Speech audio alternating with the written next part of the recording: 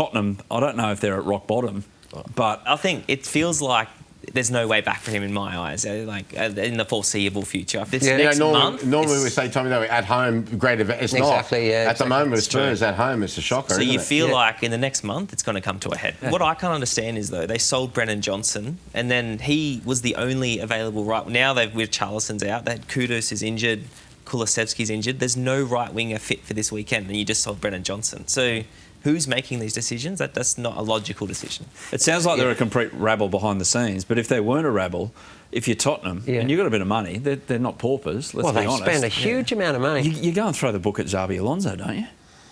Well, so you can have control, mate. You bring in your sporting director. Can he have control? Would he go this there? is the question. Like, can he have control? He's not going there? No, he wants a top. Xabi Alonso, as we talked about, out of the three, for me, he's least affected because going to Real Madrid and getting sacked is not a abnormality.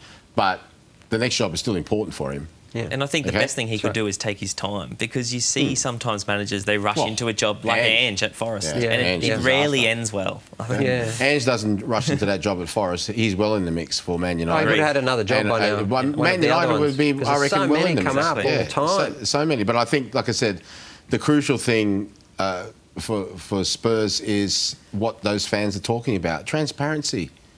Tommy, for me, thinking about it, all the managerial changes and all the departures this season so far, the weirdest one in world football for me this season is Daniel Levy leaving Spurs. That to me was like, well, he's actually an owner of the club. He's he has a percentage ownership. Not the majority.